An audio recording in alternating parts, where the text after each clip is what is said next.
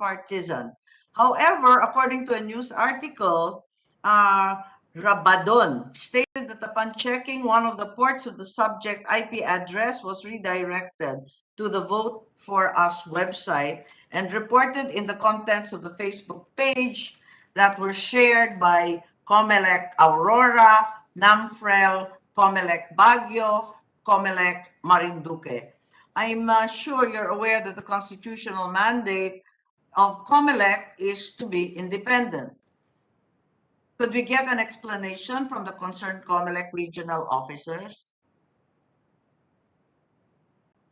Senator Francis, anytime you would like to interject, we have quite a bit on the agenda. So anytime you'd like to add a question, I'd be happy to entertain. Yes, probably, Madam Chairperson, the question can be loaded with the issue of link polarization. The number of links shared primarily by several parties. So this is probably one issue that should be answered in today's hearing. Yun lang po, Madam Chairperson. Yes, thank you very much. That's why we're trying to establish the relationships, or as the NAMFREL said, the non-relationships between these groups. So I'm sure that the COMELEC is well aware of the constitutional mandate to be independent. Can we get an explanation from the concerned COMELEC regional offices or from COMELEC Legal regarding the involvement here of COMELEC Aurora, Baguio, and Marinduque? COMELEC, please. Good morning, Your Honors. With respect to our regional directors is not present in this meeting, Your Honors. I see. But is there anyone from legal who can explain the involvement of COMELEC in what appears to be a partisan? Well, NAMFREL says it's not partisan. In any case, is it appropriate or proper for COMELEC to be involved in this sort of exercise? With respect to the Vote for Us, Your Honors, I think the Commission has not forged any memorandum of agreement with them. That's right. It's not on record. I inquired and there was no memo. And yet it's very, very clear that at least 3 of your provincial offices or city offices got involved. May I know on what basis? And given that this occurred several weeks ago, what action has COMELEC taken? Have you investigated at the very least? I will check with our Executive Director, Your Honors, and we will submit our report to your office. Oh, I was expecting a report this morning, given that you were informed of the agenda for this hearing. We were only made aware of the allegations against NAMFREL, Your Honors, and one You don't read the newspaper? So, did the COMELEC, Aurora, Baguio, and Marinduque know of these incidents? Speaking in a theoretical or hypothetical way, meron ba kayong measures in place kapag nangyari yung ganito? Ano yung patakaran sa COMELEC? Siguro naman meron kayong safeguards kapag may nangyaring ganito. At saka papatawan ba yan ng parusa o may sanction ba yan? Usually it is the Education and Information Department that sends information of the non-connection of COMELEC with this kind of groups, Your Honors. And then it is usually referred to the Law Department for possible determination if there is a violation of the election laws. So itong kung sakasakaling totoo, kasi mukha naman totoo, kung sakasakaling itong 3 opisinang ng COMELEC ay nasangkot dito, mali ito, hindi po ba? We will check that, Your Honors, and that may be a ground for administrative liability if ever. Yes, kasi di ba it's all centralized sa Education and Information Department, sabi mo nga. Tapos i-clear pa yan sa legal. Yung legal, magdadraft pa yan ng MOA dun sa grupo. Lahat yan hindi nagawa. Tama po ba? Yes, Your Honors. So, in the meantime, you're saying that this is the first time you've heard of this incident, which to me is a little bit strange and ingenious. But what measures are being conducted by COMELEC Central Office? Inevitably, in this digital campaign, these incidents may be repeated. Surely you have foreseen this possibility. And surely the integrity of the election process is always being upheld, as is your mandate. Meron ba kayong safeguards in place? Kasi talagang mangyayari at mangyayari ito. It's very predictable naman. Yes, Your Honors. Usually it is the Deputy Executive Director of Operations, Director Pistong Elnas, who usually calls for a meeting to validate this kind of incidents, Your Honors. Yes, but that's post facto, di ba?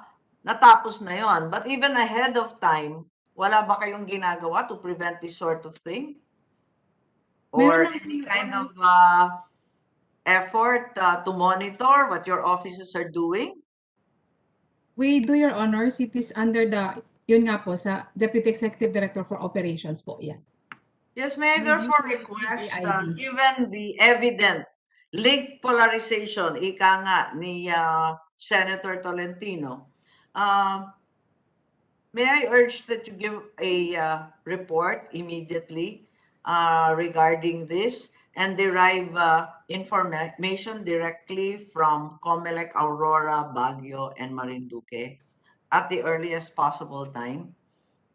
We will do that, Your Honor. And I also urge COMELEC to put in better safeguards and protection for the voter as well as the electoral process, given that so much of this campaign will be conducted digitally. And you're saying you only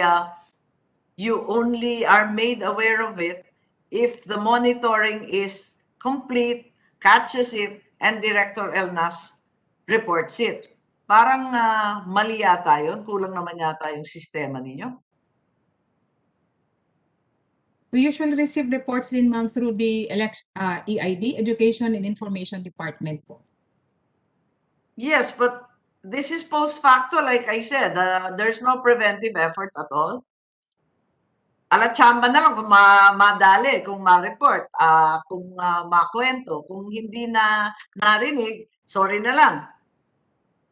These administrative infractions, Your Honors, are monitored also by our personnel department. Okay, that being the case, you're saying your personnel department, Director Elnas, even Education and Information Department, they're all heavily monitoring, and yet they did not catch what was so evident to the media? We will check po with Director James kung meron pong report sa kanya. Okay, thanks. That's fine then.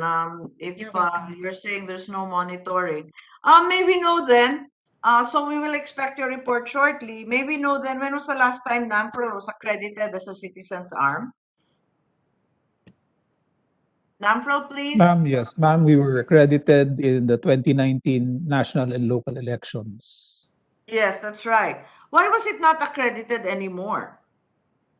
Uh, we Or are, are you waiting for accreditation for the upcoming election? Pa? yes, we filed for our accreditation for the 2022 national and local elections also. And there is no decision yet coming from COMELEC.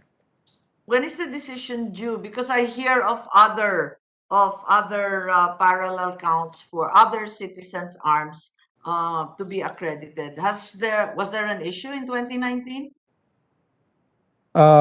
We did not do a parallel count for the 2019 In election. 2019, you did not do a parallel count. No, ma'am. So your accreditation in 2019 was for what?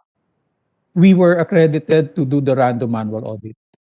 I see, the random manual audit. Okay. And then itong 2022, you're accredited or applying for accreditation for what activity po? We have 4 activities that we plan to do for the 2022 elections. Number 1 is first for the random manual audit. Number 2 is to monitor the automated election systems and its components. Number 3 would be to do a an open election data website, which is again known now as the Vote for Us website. And number four, if COMELEC makes certain decisions, we plan to do a crowdsource parallel vote tabulation based on a QR code that would be harnessed from the election returns. So this time you're saying you're going to do a parallel count, in fact. Yes, ma'am. I see. So that's what you're waiting for, and it's a more complicated procedure. Your number two regarding the monitoring of automated elections and its various components is a very extensive effort as well. Yes, ma'am. Okay, so are you saying therefore that the media reports that the NAMFREL senior officer is Sambayan's IT provider, pointing out that Mr. Fernando Contreras, a NAMFREL National Council member, is likewise the president and CEO of TerraVibe, the alleged third-party server of the NAMFREL website, and both also the One Sambayan app. May we know, I think Mr. Contreras is actually here. Is that correct? Yes, Your Yes, Honor. Your Honor. Yes, Your Honor. Yes, we'd like to know exactly what is your position in NAMFREL? I'm part of the National Council of NAMFREL. Your That's Honor. right. So that part of RJ Nieto's report is correct. Therefore, that's not denied, right? It's not. Okay. Are you likewise the president and CEO of TerraVibe? That is correct, Your Honor. And is this in fact the third-party server of both the NAMFREL website and the Sambayan app? Not exactly, Your Honor. We provided a test server for NAMFREL as a staging area on a commercial basis to NAMFREL and other parties. We also provided another service to a company called CSI, which did some agreement with Sambayan. So it's a commercial dealing po. Your Honor, if I may, the article that was published in Manila Presumably TerraVibe is in business, so all these dealings would be commercial. Aba, if you look at it, the article was pointing on a shared IP service. Even the article pointed out it's a common practice po in IT. Just to give you an idea po, if you look at majority of the political parties and even government offices, a lot of them will be using shared services. Just to give you an idea, most of the people in this conference would be using a service from Google, like Gmail. Incidentally, we're not as big as Gmail, but if you look at it, you're actually sharing the same service. So it's a common practice po to share your test service within the business. I don't to think advocate costs. Gmail or Google is a test service. I'm sorry. Well, if you look at Amazon, for example, or a cloud service, ganyan po ang practice sa IT. They would share resources for whatever purpose, whether it's production, tests, or email or cloud services, Madam Chair. We can get the experts at this point. Is DICT there? Is this a safe practice given the constitutional mandates for non-partisanship, given the importance of the right of suffrage to any democracy? Madam Chair, insofar as what Mr. Contreras said, tama naman po that many times because the servers are actually quite expensive. Common practice po yun that several websites, several databases, several platforms will be hosted in one physical Sure. machine. However, Madam Chair, insofar as whether that is secure, it depends po on how the hosting is done. Are there walls po, no? I Between the doubt different it. It's platforms. unlikely that there are firewalls, walls, or other safeguards kasi test server lang di ba? For NAMFREL. Is that correct? Hindi po, Madam Chair. Even for a test server, all of it would be independent. They would be running on their own virtual environment. It wouldn't be prudent for us to expose one service to another. So The you're saying server that that even was the test mentioned, server is safe, is secure. from our perspective, Madam Chair, And if you look at if actually if the author just inquired within us, we could have presented other customer running on that virtual machine. Marami po 'yon, ano. They just pointed out. Ang tampo nga namin from our business perspective, sana they reached out to us so we could have explained our ano. So parang You ginawa po. also mentioned that you had a different service for CSI. Can you give us a few more details so that we can clarify the issue? Customer po sila. There are around 20 customers. I cannot disclose the names po, no? It doesn't But for matter, this but what purpose, sort of service was being shared? web services lang po. It's just web services, and it's public information. So I see. even in the case that the server got compromised, the Uh-oh. information listed there are public information. In fact, just to give you an example, the Vote for Us server contains voter information data.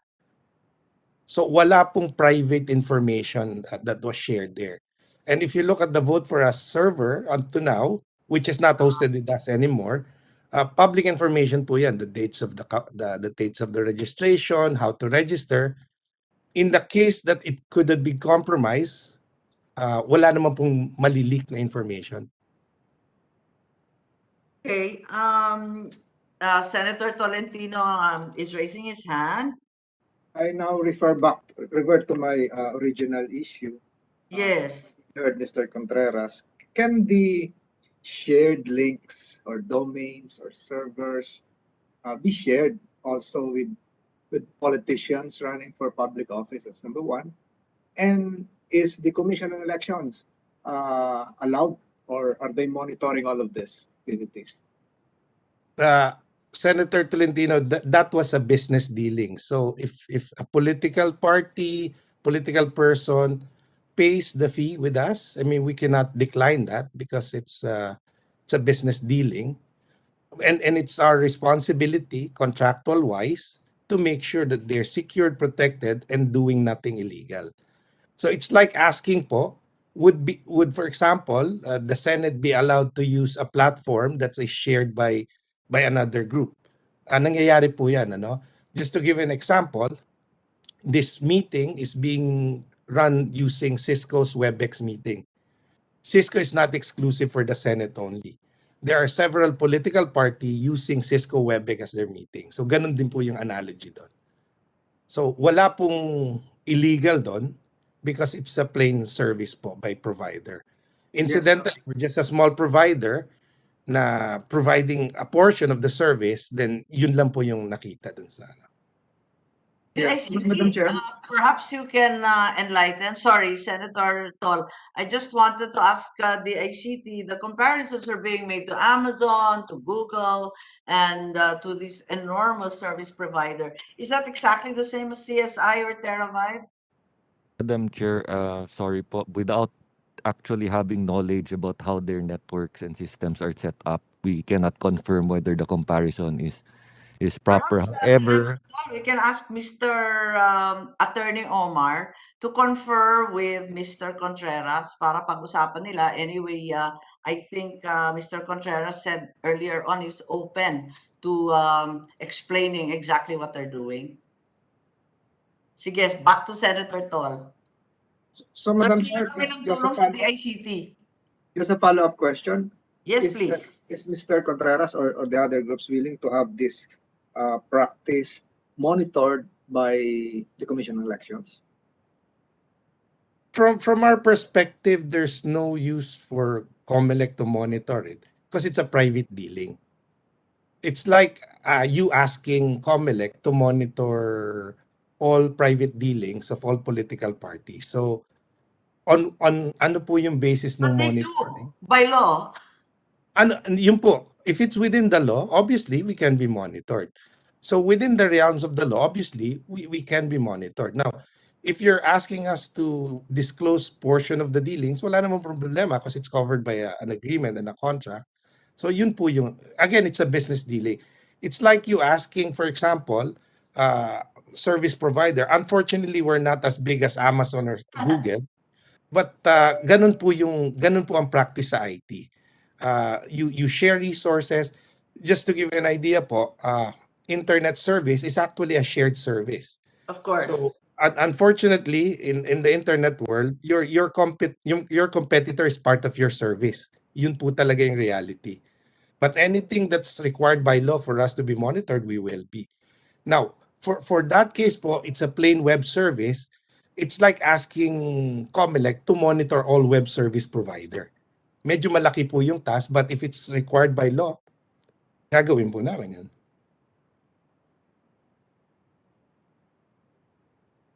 Yes, what about the allegation that the host name of the IP address of One Sama Ako application is NAMFREL test vmteravibe.com? A host name are irrelevant, Your Honor. It's a temporary naming convention. IP Really and irrelevant. names- It links One Sambayan directly to NAMFREL. Pero hindi po, Senator, even right now, I can show you same IP address with different names, and some of it might be conflicting. Just to give an example, if I use a service like Cloudflare, I can actually trace IP from two competing political parties sharing it. Normal lang po yun. Then So, one of the it was also alleged that one of the ports of the IP address redirected to Vote for Us website. So it's a shared service po, and the way you... kung pupunta ka sa Vote for Us sa NAMFREL, talagang nakalink na talaga siya sa One Sambayan. hindi po. Hindi po. Mali po yun. Mali po yun. And that's exactly what you said, yung port po. The way you share a service, you give different ports for each service. They actually access the direct port. So yun are po. you saying that these are all coincidental? Hindi po coincidental. It was well, if I may say, it's part truth po. Hindi po yan whole truth. There are several there were several So it's partly service. truthful and hence partly prohibited. Is that Hindi correct? po, nothing And prohibited po sa partly business dealing. partly partisan and partly hindi. Wala pong partisan doon kasi it's a business dealing. Wala pong So it is illegal doon. partisan because NAMFREL is not allowed to be partisan if it's going to be a citizen's Customer arm. po namin si NAMFREL at this point for that test portion. And it's a temporary agreement because Don't we were think that trying it's any way improper, NAMFREL, please.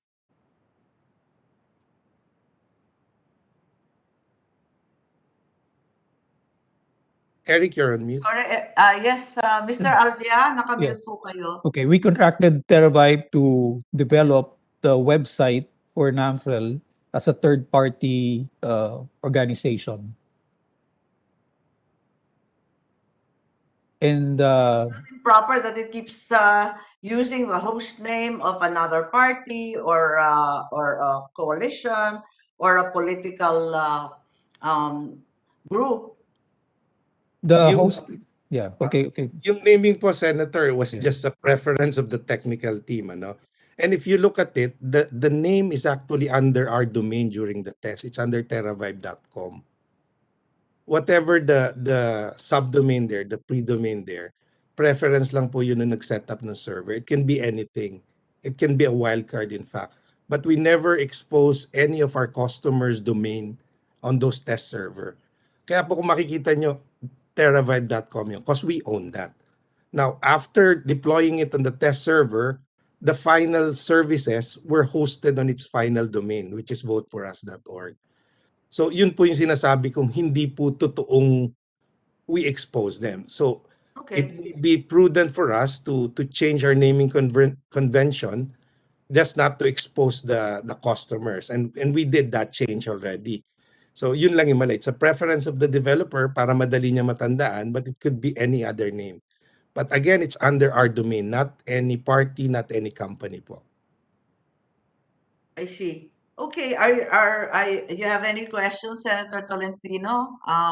Do we leave it at that or are Just last one point, Madam Chair. Apparently, comment. issue here pending is where do we draw the demarcation line between the for-profit initiative and the responsibilities of NAMFREL as a citizen's arm, being an extension of COMELEC as a non-partisan entity. So ethical considerations here would have to be resolved, and the supervisory function of COMELEC would have to be highlighted. Of course, it's part of the law. Yun lang po, Madam Chair. Yes, I agree. The supervisory functions of COMELEC, given that 3 of their regional offices are involved, as well as perhaps technical limitations to be derived from the ICT, who are better and more knowledgeable of this sort of thing. Although there is a very competent IT department now in the COMELEC as well. Perhaps we can ask, therefore, from COMELEC, a brief report. We will await that. And Juan Sambayan has already, no, it hasn't. NAMFREL has released a statement. It has no links with Juan Sambayan. That's correct. May we therefore derive also something from Juan Sambayan, an official statement of some sort, a very brief one, simply to say what your position is on this. And from the ICT, perhaps recommendations once again on security, even with test servers and commercial transactions. There being no further questions, I will await these briefers from the various agencies and groups concerned, and will thereafter issue a committee report. Thank you very much. You may go ahead. If there are no other items that concern you, I think Brother Armin may go now. The rest will have to remain. I think Mr. Contreras also may be excused at this point. We will await your further explanation for our better understanding. Thank you very much. Salamat po. Thank you very much, Your Salamat, Honors. brother. Yes, Thank you, salamat, brother. Mr. Nice to see you again. Thank you. Nice to see you. Okay, thanks very much. I think we go back to our agenda, and the next item in the agenda has to do with the manner of election of the elective officers of the Sangguniang Panlalawigan of Laguna. Ito yung mga cities eh. We're very fortunate to have the chairman of local government, Senator Tolentino. This is to do with the cities of San Pedro, Santa Rosa, and Biñan, who are all entitled to 1 member in the Sangguniang Panlalawigan. So the question was whether the voters in the mentioned cities will vote separately for 1 member of the SP. And then the amount, syempre may karagdagang pondo yan, ilalagay natin sa budget, at saka yung COMELEC gagawa ng IRR. So yun lang naman, it's not very controversial. Unfortunately, Attorney Dana tells us na walang kinatawan yung Laguna rito para pamunuan itong usapin. Yes, Attorney Dana, anything that we can do about this given their absence? I think this has been deliberated in the House, given that the bill is already with us po. And nasa ano naman po, yes. Siguro yung COMELEC na lang ang tatanungin natin, ano? What is the effect of this on the upcoming election? Isasama na ba to?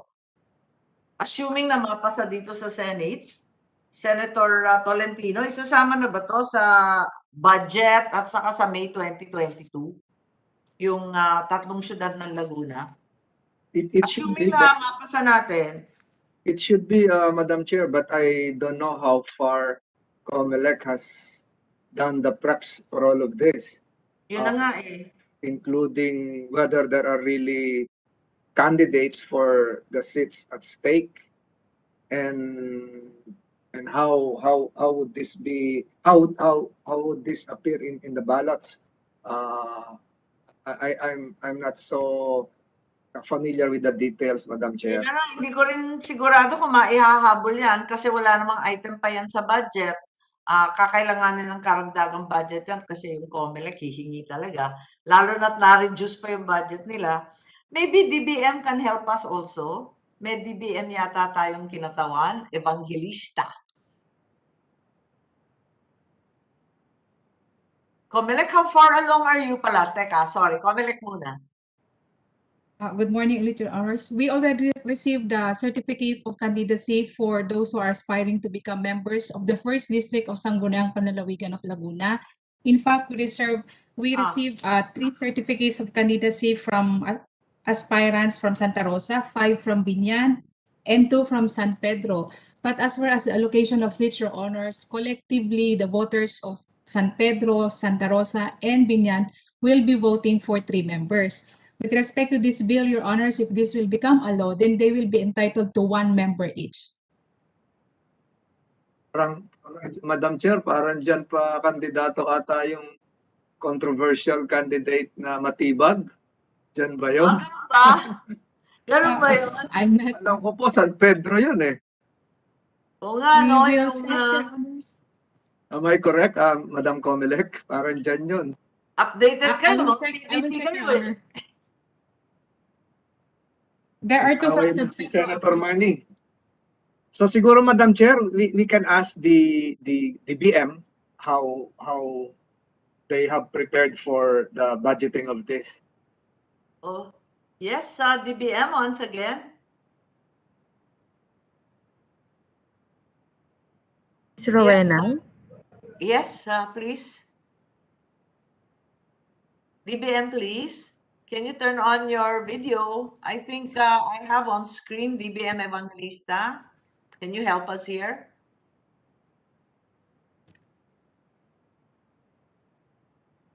Good morning, Your Honors, Senators. Magandang umaga po. The Bureau handling the budget of the Commission on Election po is not here in this meeting, but we can relay po the query regarding this. We are representing the local government po. Okay, so you will merely submit the estimate on this kung ipapasok mo yan sa GAA 2022. Ganun po ba? We will relay the query po to the concerned bureau handling the budget of COMELEC po. And then, syempre, yung COMELEC also has to inform us on what is your position on this? Pwede ba isama to sa 2022? Are we ready? Legally, Apparently, there's great interest in being a board member. Dami-dami na pala ng COC. legally, Your Honors, there's no impediment since this will not involve any plebiscite. But with respect to the technical, we have to refer this to our technical department, Your Honors. Bakit may technical pa ba yan? Yes, Your Honors, because this will involve the configuration of the system. Kasi as of now, they are voting collectively as one. But Yeah, with in the province. yes. Okay. If this will be passed into law, then individual na po yung voting nila. Each city will have its own membership in the Sangguniang Panlalawigan. Okay. So, kakayanin ba ng COMELEC yan o hindi? Our ITD has already set a deadline of August 30 for the configuration of the system, Your Honors, and we will check if it's still possible if the bill will become a law. I see. So, Yes, Your Senator Honors. Tolentino.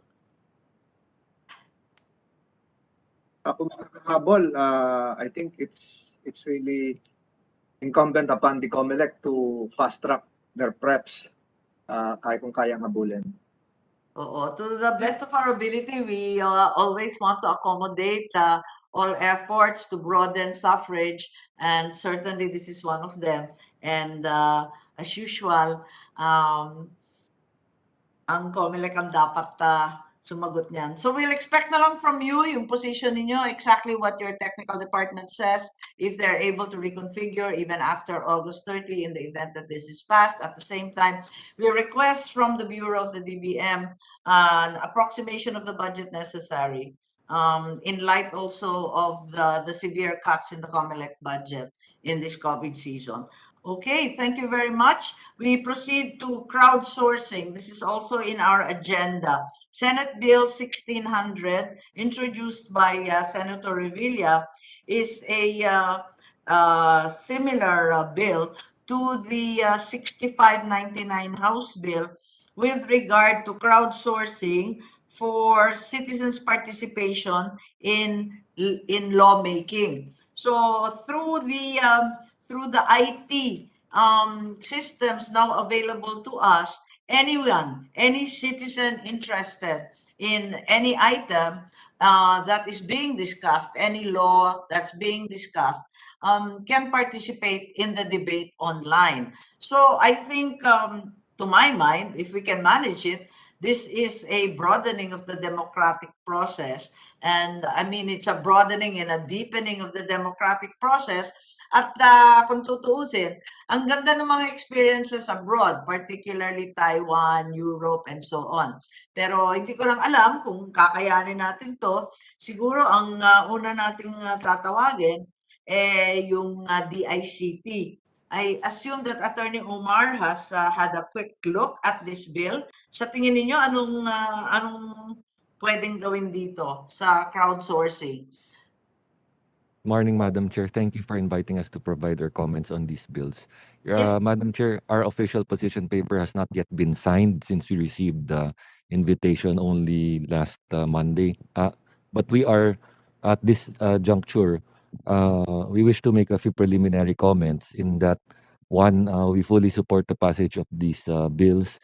Tama po kayo that IT can provide for more participation by our citizens. It's doable naman, Madam Chair, but with a few caveats, it's subject to budgetary considerations.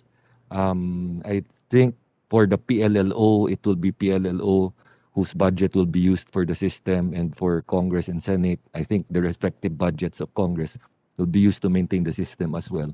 The DICT is ready and willing po to assist in terms of technical assistance and advice, looking at proposals for the design of the portals, helping resolve issues with cybersecurity, data privacy, etc., Madam Chair.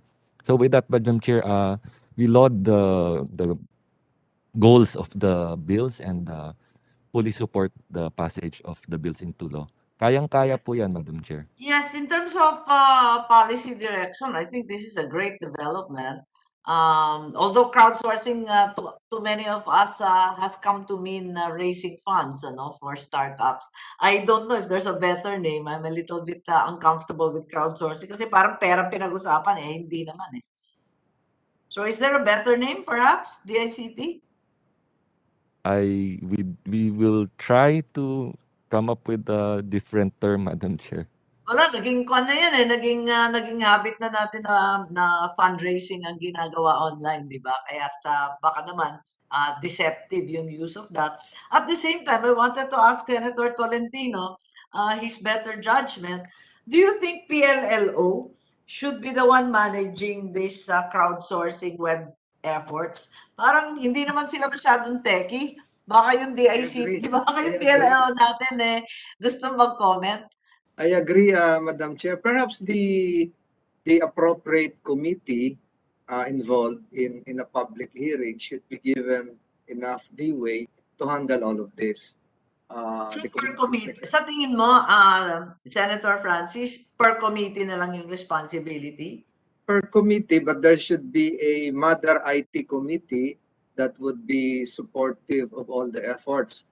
So the committee secretariat probably should have the handle on this, considering that they will be the ones calling all the data and the inputs in shaping the legislative measure. So we don't want to have a situation wherein all netizens would have their voices in one platform to be heard, and making the process itself least audible, so to speak. So bahala na po yung secretariat siguro. So palagay niyo, oo, at saka may IT naman yung Senate. For example, we're not casting aspersions on the PLLO's capacity, but we know how meager your budget is and how understaffed you are. So maybe we can ask the PLLO, anong tingin ninyo? Kasi kayo ang masasabak sa trabaho nito. Good morning, Your Honors. Senator Amy Marcos, the Honorable Chairperson of the Committee on Electoral Reforms and People's Participation, Senator Francis Tolentino, sir, and the other members of this committee, fellow workers in government, good morning po.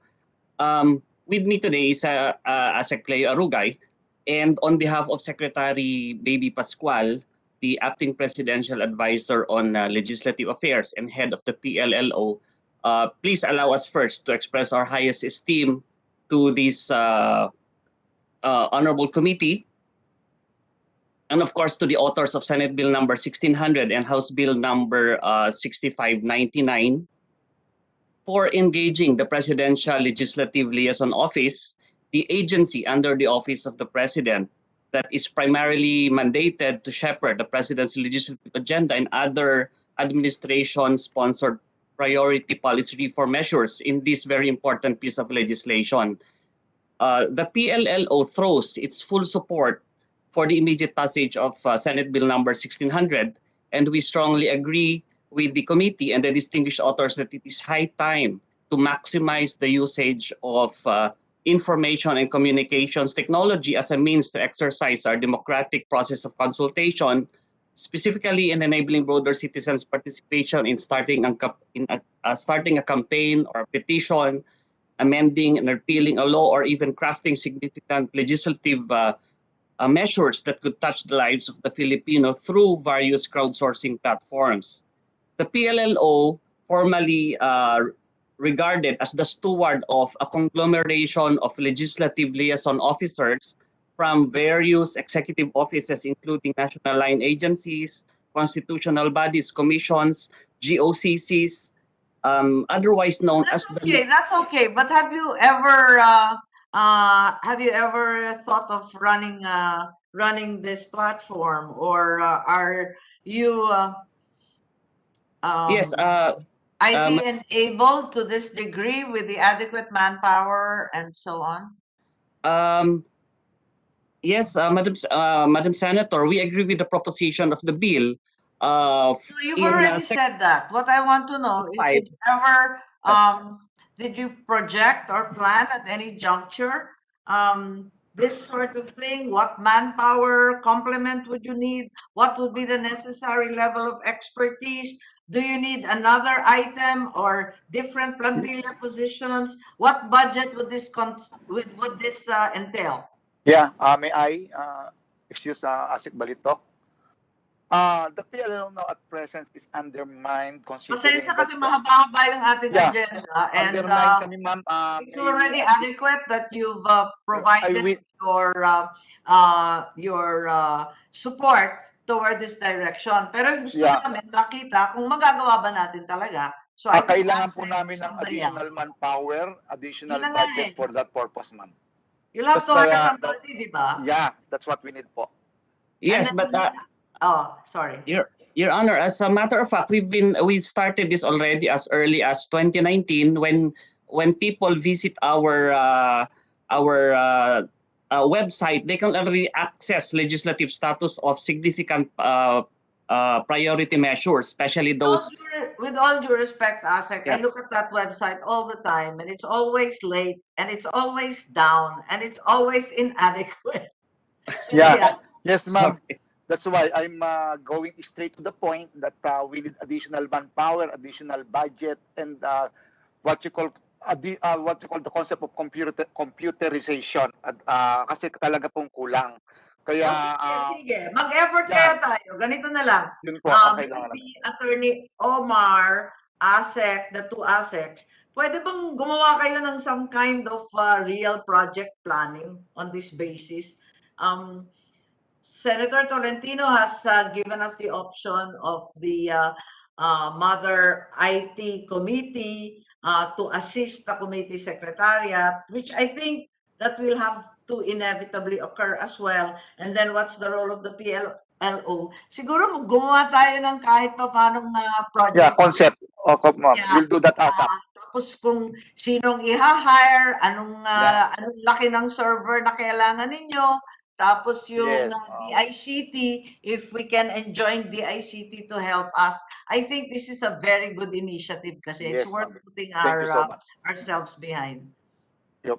We'll And do then, that, ma'am. The first step And is then Senator computerization. Tom, perhaps we can discuss with the IT committee kung Yes. sino nga ang pinakabagay to handle this. Yes po. Sige, so kayo na mag-meeting yung submit Yeah, sa of course. akin na lang. Kasi maganda to eh. We will do that, Yes, ma'am. we will do this, Madam Chair. Yes Sige, po, Madam Chair. Thank you. should be fun. Senator Francis, I look forward to all the comments we'll hear about our bills. Sige, we proceed to the next item on the agenda. And medyo may hugot sa akin to Expeditious resolution of electoral protest. May hugot rin kay Senator Tolto. Kasi Kasama rin ako dyan. pagkakatagal nga naman ng electoral protest. Kasama rin po ako, ma'am. Kaya nga, yun nga, sinabi ko, pareho kaming involved dito personally and financially. Naku po. Okay. So, sino ang resource persons natin dito? Dana, or do we go directly to COMELEC Legal? COMELEC, ma'am. Yes, COMELEC. Is there anyone from legal who can comment on the time frames being imposed by this bill? 24 months for the proclamation of president, vice, and senator. 12 months for congressman, region, province, city, and municipal. Barangay, 6 months. Tapos yung co-warranto, 6 months para sa national positions. 6 months para sa regional, provincial, and barangay. Your Honor. Any position? Yes, who's that, please? Your Honor, it's John Gerald de la Cruz of the COMELEC ECAD po, Electoral Contest. This, tapos matitindi yung, medyo mabigat yung sanctions dito i-withhold lahat ng remuneration, basic salary. Naku, patay tayo nito. Anong tingin nyo? Yes, ma'am. We have, well, the department has some concerns on, well, as to the COMELEC side, considering the timelines. We have already timelines in our procedures po. What are your present timelines? Just to update us, I'm vaguely familiar, but they're certainly not 24 months. Yes, ma'am. No, Ano yung timelines that you're referring to right now that are in operation? Kasi wala akong naramdaman na timeline ni Senator Tolentino. Parang it just went on and on Yes, ma'am. Just to give you example, ma'am, like for example, in the appeal cases, we give 30 days period for the appellant's brief, for the appellant to file their brief, and then upon receipt of the appellant's brief, the appellee shall also file his or her brief within the same period of 30 days. So if you would be checking on the timeline for appeal, ma'am, it would be certainly more than 2 months than already 2 months before it could be submitted for resolution. Okay. And then the other items in the bill? Yes. As for election protest cases, ma'am,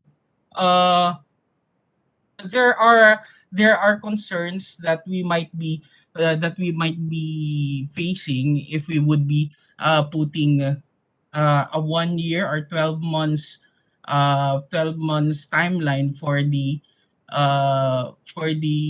conclusion of an election protest, considering one hurdle would be the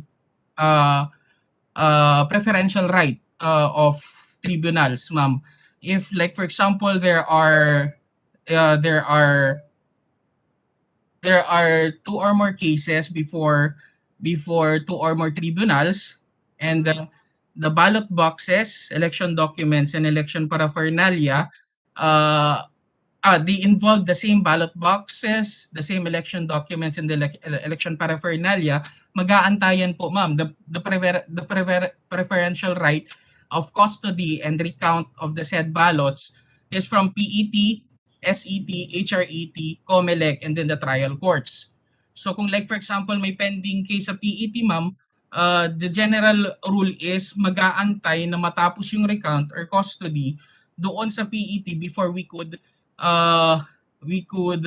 proceed with the recount doon sa sa tribunals, the COMELEC, and the trial court, ma'am.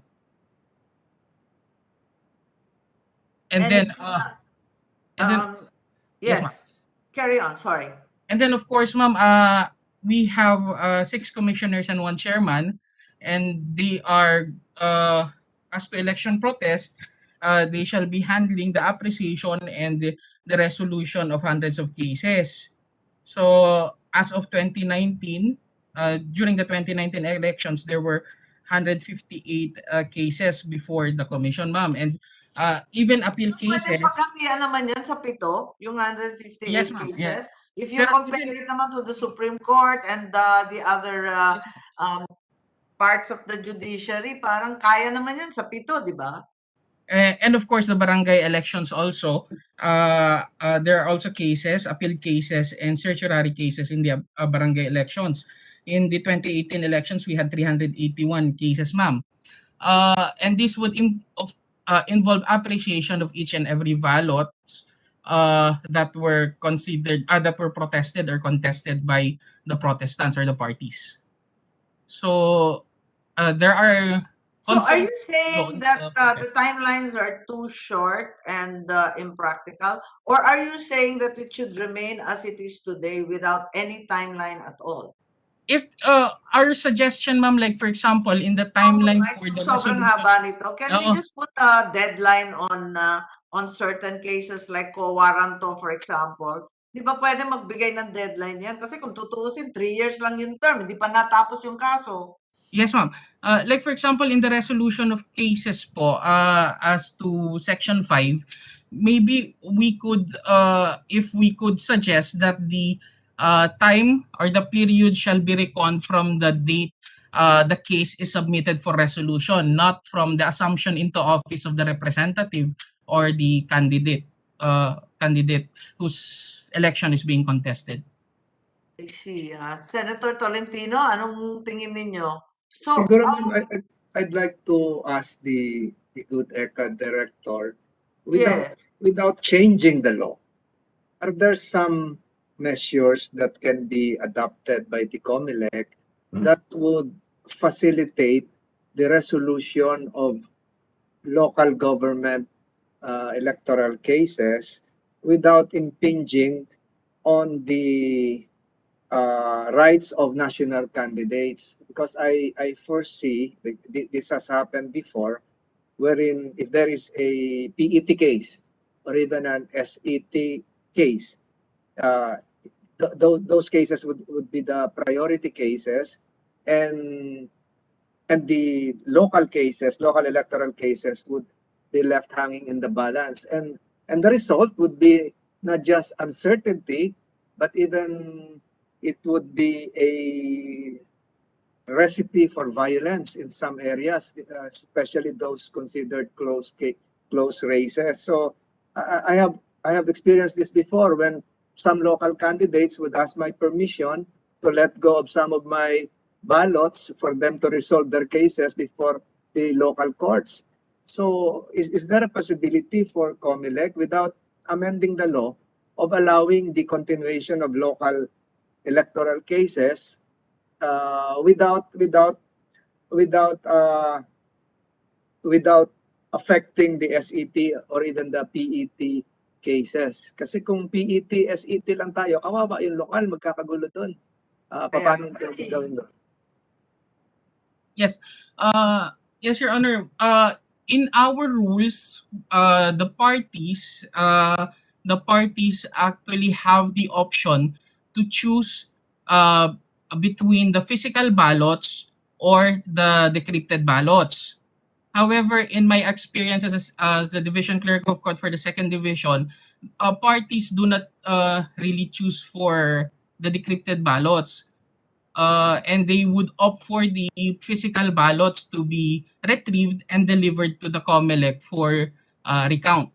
So what I'm saying, Your Honor, is that there is an option for the party to choose instead of choosing the physical ballots, which would actually be within the preferential custody, preferential custody of the other tribunals, they can choose for the ballot images to be decrypted, of course within with the permission of the electoral tribunal having preferential right to be printed and be recounted, so that wala na pong retrieval, wala na pong Baka mas matagal pa yun dito sa atin. Yeah. May decrypting pa yan, may permission pa, tapos bulilyaso pa yung technical. Naku po, baka naman mas Tama po, malala pa Madam yun. Chair. 3 elf po yung napaserox ko noon. Kaya Hindi ko nga ilalagay. eh. Hindi ko alam kung saan ilalagay yung mga na-Xerox. And then umuusok na yung mga Xerox machine. What I'm saying is this, can the electoral protest cases of the local candidates be heard simultaneously and resolved simultaneously with the national cases, assuming that they involve the same ballots, same precincts, etc., without in any way affecting the rights of the candidates concerned? Your Honor, in my opinion kasi, with the present rules, because of that preferential right, we have to ask permission to the PET, SET, or HRET for the COMELEC to have custody of the election documents subject of the protest. So, Yun na nga po sir, kaya lalong nagulo. Ganun din yung sa akin noon eh. Pag nakuha sa vice presidential race yung parehong balota, tigil din kami. Tapos yung sa akin naman, meron ding involved na local races sa Quezon. So tigil din sila. So is there a way to without changing the law? What do you suggest? Yun lang sir eh. Yun yung nakikita kong in my opinion nakikita kong way para magkaroon ng simultaneous recount of between tribunals if the other tribunal or the other party would opt for the decryption of the ballots, and then the decryption Tagal nga nun eh, doesn't work kasi in that case pwedeng magkaroon ng copies yung each tribunal para magkaroon ng simultaneous recount.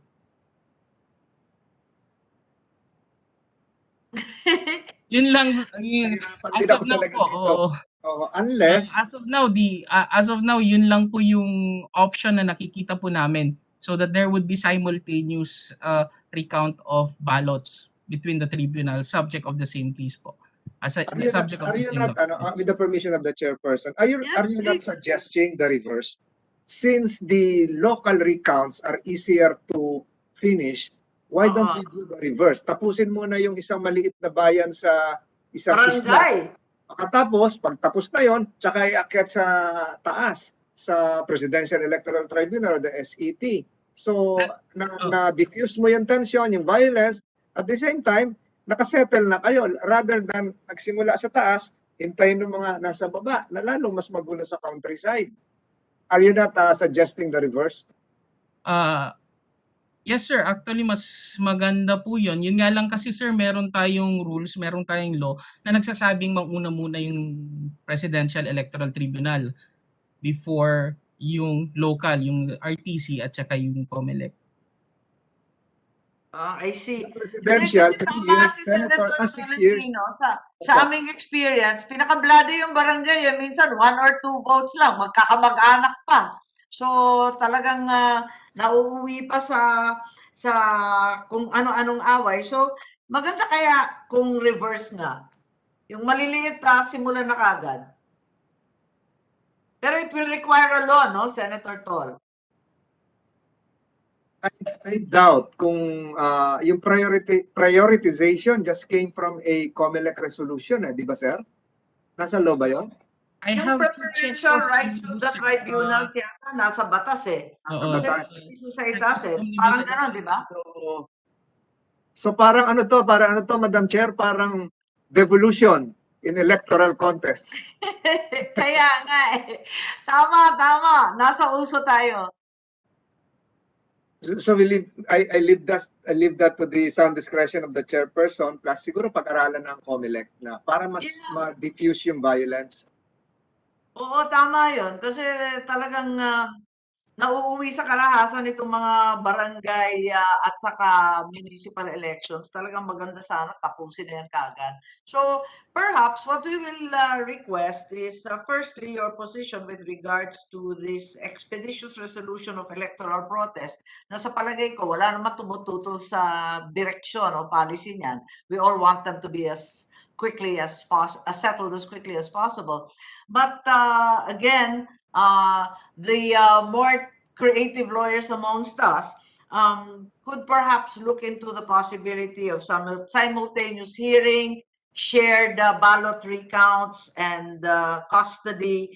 Also the option of doing the entire exercise in reverse, starting with a small barangay protest, appeals co warranto, and going upwards instead of the other way around. Tingnan po natin. And also to delineate, which can actually be done by COMELEC IRR, given its broad rulemaking power, and those which will require new legislation.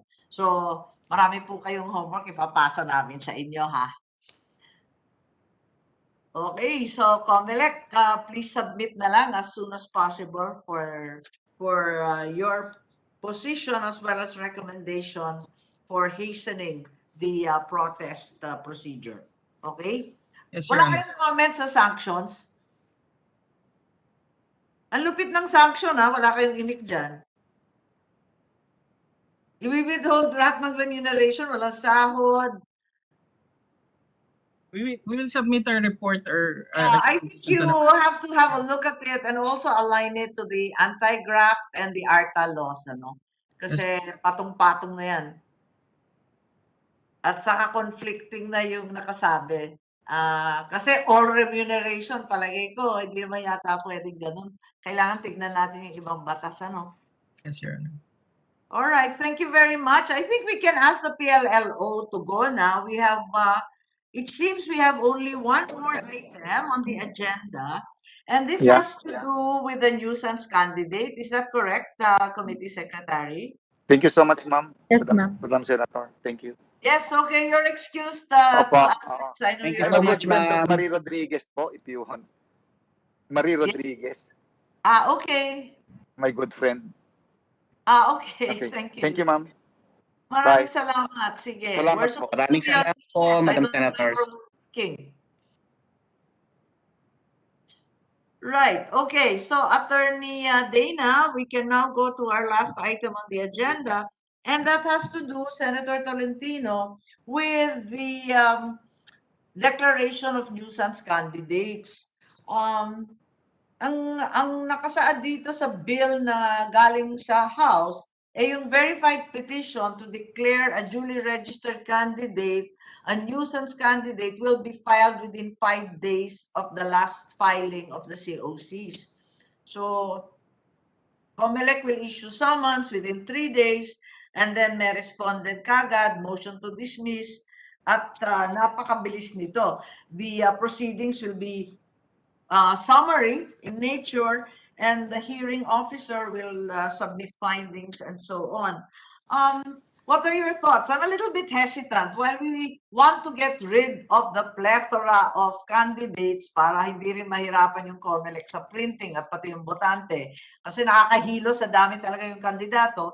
At the same time, we're also aware of the long line of Supreme Court decisions pertaining to nuisance candidates. From Marquez versus COMELEC onwards, the High Court has constantly reminded us to be cautious, not to be arbitrary and oppressive in determining nuisance candidates. What do you think we should do with regard to this? Madam Chair, Given that the House has really imposed a 5-day limit. Yes, Senator Tol. siguro po, first we start with the date. The date should not be the last date. The date should be November 15 as the reckoning point because there is still That's right. the period of substitution. Second, who will determine the quote-unquote nuisance qualifications? Is it because of your lack of financial resources? Is it because you have participated in several past electoral exercises? There should be a I determining think COMELEC has a list, ano? They have a list of bases, Criteria. but it's not an absolute list. Is that right? Di ba meron Yes. talaga silang mga guidelines niyan? Yes, Your Honors, we are guided by Section 69 of the Omnibus Election Code. That is when the certificate of candidacy has been filed to put the election process in mockery or to cause confusion among the voters by the similarity of the names of the aspirants, and of course by any other acts which clearly demonstrate that the candidate has no bona fide intention to run for public office.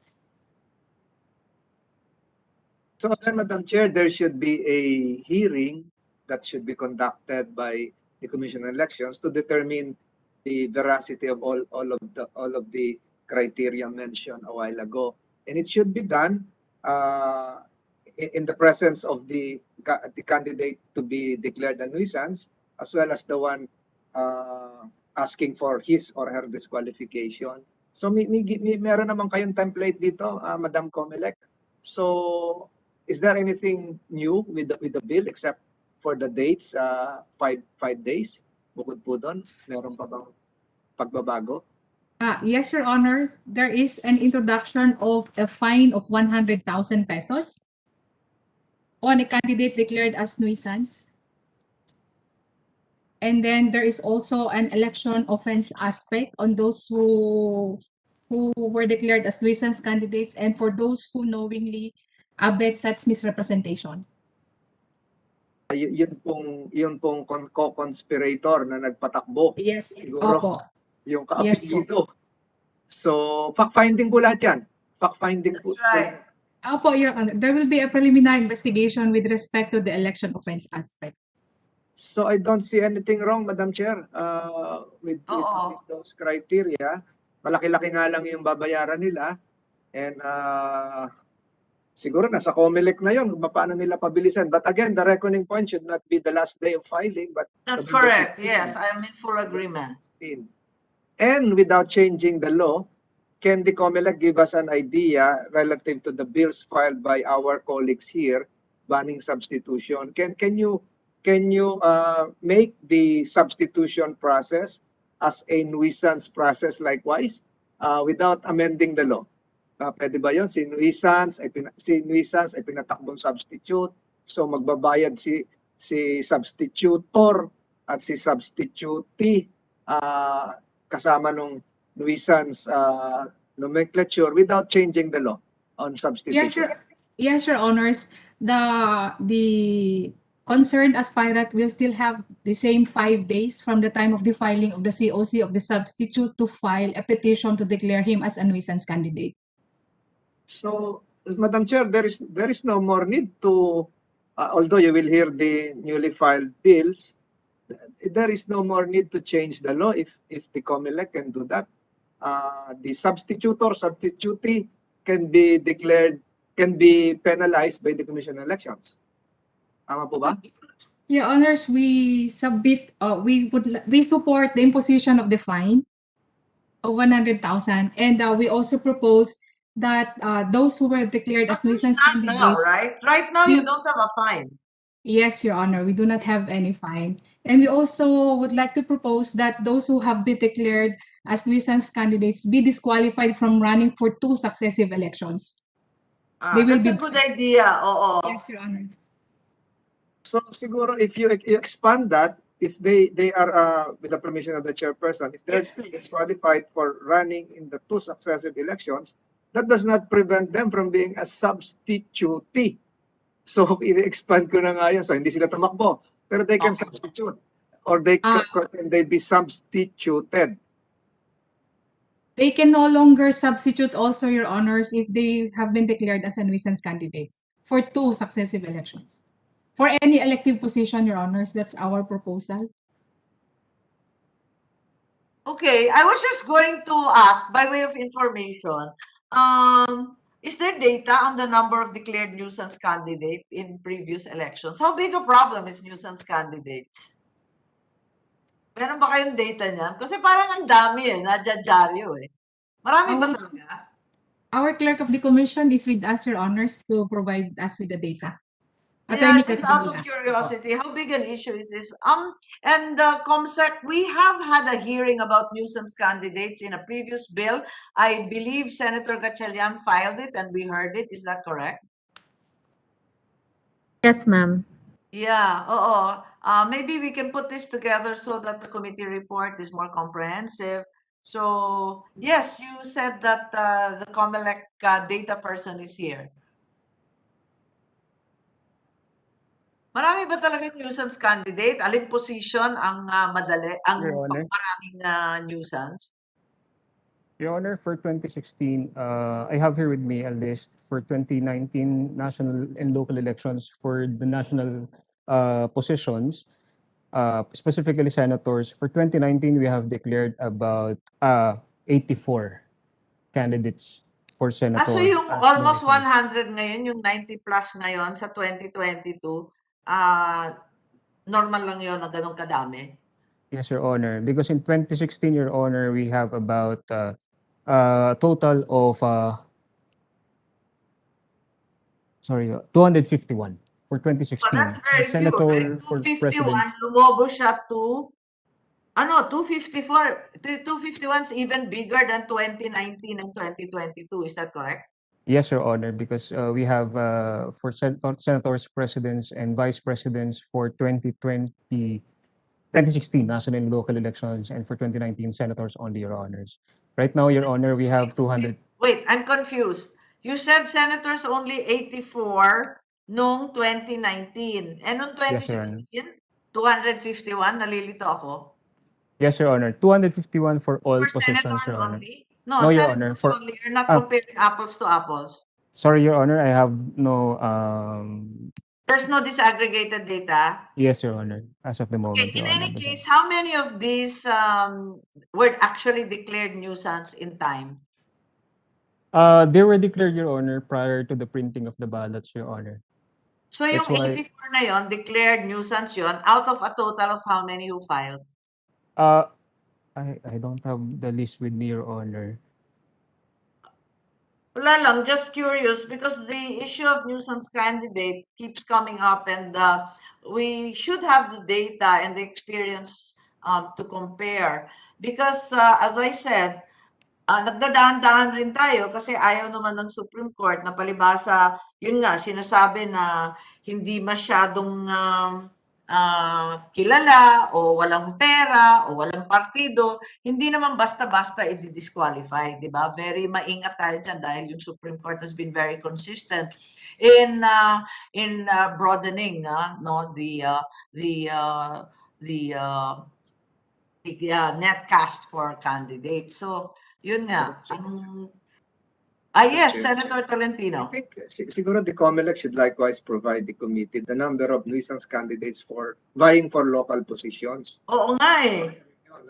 Ngayon, madaming issues yung mga tumatakbong gobernador, may kaapelyido bigla. Halos sa similar sounding first name pa. Livelihood daw eh.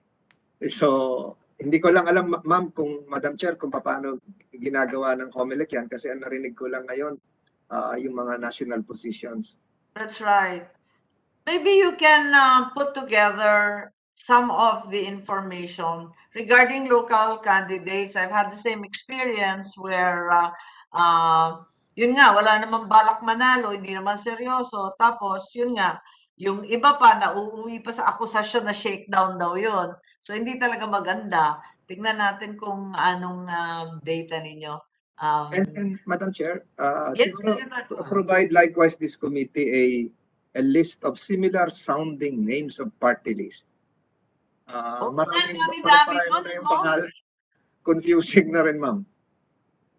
Kung tayo na po confused, nasa Senado na, mas lalo pa yung taong bayan talaga. So, yes, sometimes we question the choices of the COMELEC in awarding party list status. Pare-pareho mga pangalan. So, yun din ang itatanong namin kasi nalilito talaga ang tao, no? So yun, so there's a request for information both from Senator Tolentino as well as the chair regarding the numbers of nuisance candidates for national positions as well as local positions in the past years. How many were actually declared in time and how many persisted despite the fact that they were considered nuisance candidates by most of the populace. And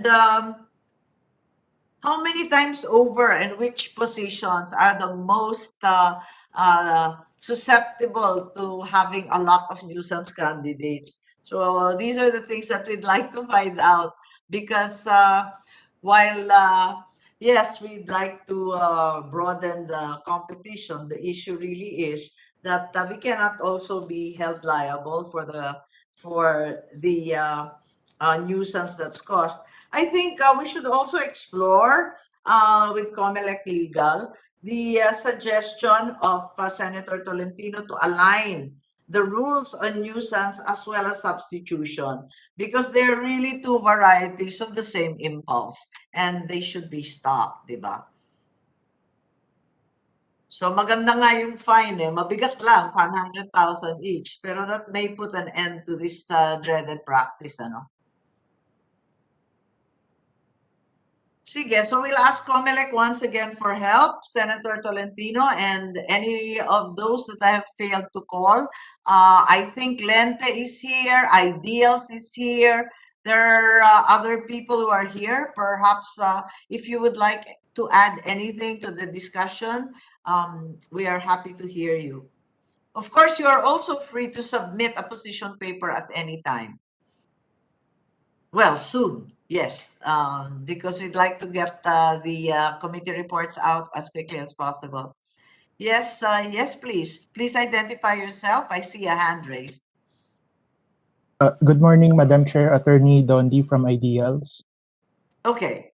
Thank you for recognizing me, Madam Chair, and thank you to the committee for inviting Ideals to comment on the bills pending in today's public hearing.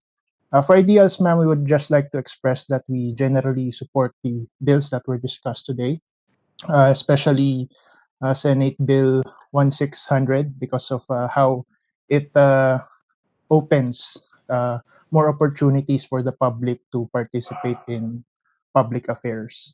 We would also like to manifest that we submitted our position paper on the rest of the bills. But as far as the matters concerned today were discussed, Ideals generally supports these measures. Thank you, Your Honor. Thank you very much, Ideals. I think the attorney from Lente is there. Would you like to submit a position paper or are you prepared to give us a statement now? Good morning, Your Honor. We will be submitting a position paper on the pending bills. And we have noted the actions taken and the orders of the the committee for submission of additional documents from the other agencies. Lente Thank you. is also, yes, Lente is also very good at collating data. Perhaps you can share with us some of the data that you have gathered over the decades. You've been observing Philippine politics for a long time, so please share with us as well. Is there anyone who would like to? Madam Chair. Yes, yes, Senator. Though not part of the bills under consideration, I think this is germane, and perhaps the COMELEC can have a quick retort as well as Lente and the other group present here. The issue of exit polls was raised and banned before by the Commission on Elections, but given the pandemic and the issue of crowdsourcing and the ability of our netizens to really participate after voting, would the exit polling exercise or trending be allowed this coming May 2022, especially as regards the presidential position? COMELEC, can you, or if the Lente can give a quick reply likewise. COMELEC, what is the stand of COMELEC as to exit polls? Because this can be valuable and part of the process because the DOH right now is saying that the presence of tents outside the polling place can really can increase the voting hours, and increasing the voting hours would likewise enable the trending and exit polling as part of the exercise. So what's the position of the Commission on Elections, Madam Chair? Yes, I'm not going to hold you to your opinion. Brainstorming lang tayo nito. Yes, Your Honors, with regards to the drafting of the implementing rules of the Fair Elections Act, there is still a provision on the conduct of exit polls. So it's allowed. It's allowed. It's allowed, Your Honors. Maybe there will just be a limitation, or we will just follow the health protocols issued So by the is there a timeline for this? Like, for instance, if the usual 3 p.m. cutoff hour is followed, but because of the pandemic, will this now be extended to or cut off to 4 p.m., 5 p.m.? These are and considering that you have plans to extend the voting hours to 7 p.m. or 8 p.m., what will be the cut-off hour here? Time brainstorming lang. We will consider, Your Honors, the cut-off time in the drafting of it's still ongoing, Your Honors, the crafting of our rules. So hindi naman mas maaga sa 3 p.m. kasi pag nag-exit polling ng 1 p.m., iba nang usapan yun. Napakaaga, Yes, may result na. Nananalo na si ganito, nangunguna na. So magkakabandwagon sa iba yon, yun na rin yung iboboto. Di ba? Magiging depende po yan, Your Honor, yung sa closing ng polls. Yung Kasi yung hour na closing hindi ba mag-extend tayo ng oras ng voting? Inevitably, kailangan mag-extend. Sigurado na yon. How far we can extend it at kung gaano karaming Red Bull ang paiinumin sa BEI, ewan ko lang. Basta, I think yung cut-off din ng exit poll, ganun din, di ba? One last question, Madam Chair. What about the overseas voting, exit polling?